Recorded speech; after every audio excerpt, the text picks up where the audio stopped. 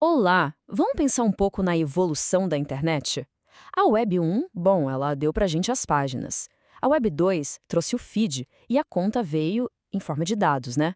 Agora, a Web 3 chega com uma provocação totalmente diferente. E se fosse possível de verdade ter propriedade de algo digital na internet? É exatamente sobre esse jogo que a gente vai conversar hoje. Ok, para começar, vamos direto ao ponto com uma pergunta que mexe com a gente. Pensa só, aquele perfil que levou anos para construir, os itens raros em um jogo, o conteúdo que foi criado. A gente tem acesso, claro, mas será que a posse é real? Porque no fundo, se a plataforma decide mudar as regras do nada, ou pior, ban a conta, o que acontece? Pois é exatamente essa dor que a Web3 se propõe a resolver. E para entender como isso seria possível, a gente precisa olhar para uma mudança de mentalidade, sabe? Uma mudança filosófica mesmo, que está por trás de tudo isso. É a gente sair de um sistema que se baseia em confiar em empresas para um sistema onde qualquer um pode, por conta própria, verificar as regras do jogo. Vamos colocar isso numa linha do tempo para ficar bem claro. A Web 1 era basicamente estática, né? Um mundo de só leitura. Aí veio a Web 2, que virou tudo de cabeça para baixo, interativa, um mundo de leitura e escrita, mas dominado por grandes plataformas. A grande proposta da Web 3 é adicionar uma terceira camada, que é fundamental, a posse. A capacidade de não só criar, mas de fato ser dono dos seus ativos digitais. E aqui, olha, tá o ponto-chave de tudo. A ideia é parar de deixar a vida digital na mão das políticas de uma empresa. Políticas que, vamos ser sinceros, podem mudar a qualquer momento. A proposta é que tudo passe a depender de protocolos. Protocolos abertos, que qualquer um pode auditar. As regras são transparentes e quem executa é o código, não, sei lá, um gerente de produto. Certo, mas e na prática? Como isso funciona? Pensa assim, na Web 2, a identidade é uma conta, um login e senha. A plataforma é a dona da porta, ela que decide quem entra. Já na Web 3, a identidade é uma chave criptográfica, uma carteira digital. Aqui não se pede permissão para uma empresa. A própria rede valida a ação, simplesmente conferindo a assinatura da chave. Só que, claro, essa autonomia toda tem um preço, e é um preço alto. Com esse controle todo vem uma responsabilidade assim gigante. Se essa chave for perdida, não tem esqueci minha senha, não tem suporte para ligar, acabou. O acesso aos ativos some para sempre. É a internet raiz, sabe? Sem ninguém para passar a mão na cabeça. Ok. A gente já entendeu a filosofia, mas como isso tudo funciona na prática, tecnicamente falando? Bom, vamos dar uma olhada nos componentes, nos blocos de construção que formam a base da Web3 e fazem essa ideia de posse virar realidade. O grande motor por trás de tudo isso é o que a gente chama de contrato inteligente, ou smart contract. Dá para pensar nele como um advogado digital que nunca dorme, que não tira férias.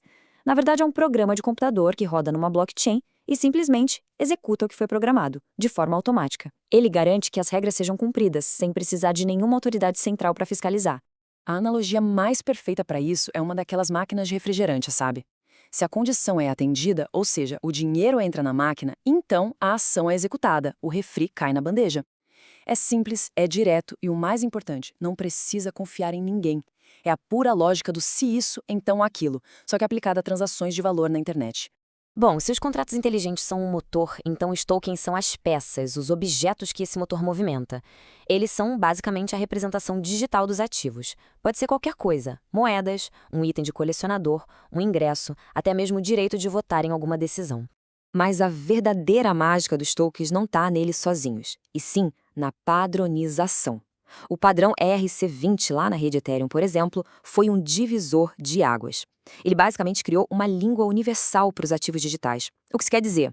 Quer dizer que diferentes aplicativos, carteiras, corretoras, todos eles conseguem conversar entre si sem nenhum atrito. Um token que nasce num lugar pode ser entendido e usado em qualquer outro. Isso é gigante. E é exatamente aqui que a visão da Web3 começa a ficar fascinante de verdade.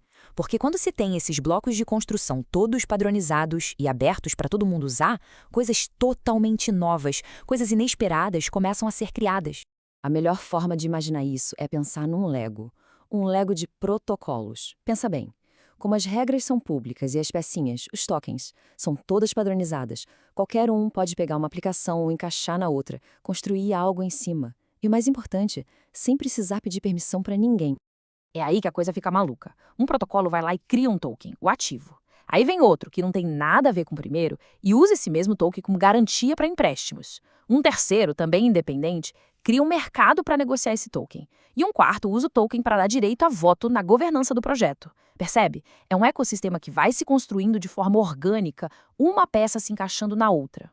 Muito bem! Agora vamos para a conversa de gente grande. Porque a Web3 entrega, sim, muito poder para quem usa. Mas não existe almoço grátis, né? Esse poder todo vem acompanhado de riscos e de responsabilidades na mesmíssima proporção. A relação aqui é direta, não tem curva.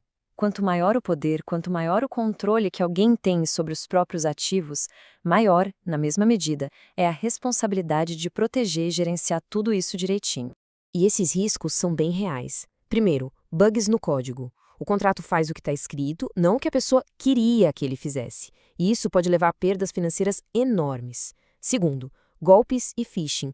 Um clique errado pode ser catastrófico porque as transações são irreversíveis. Terceiro, a experiência de uso ainda é bem complexa, com taxas, chaves, redes. E por último, e isso é irônico, muitos aplicativos que se dizem descentralizados ainda dependem de pontos centrais, o que levanta um debate bem sério sobre o quanto o sistema é descentralizado de verdade. Então, só para deixar isso bem claro, a ideia da Web3 não é apagar a internet que a gente conhece hoje. É sobre tentar mudar a camada de aplicação. É diferença sutil, mas fundamental. Em vez de uma plataforma simplesmente declarar que algo pertence a alguém, um protocolo consegue provar com criptografia essa posse. Então, para a gente amarrar tudo, dá para pensar em 3 pilares. As carteiras, elas são a identidade. Os contratos inteligentes são as regras do jogo.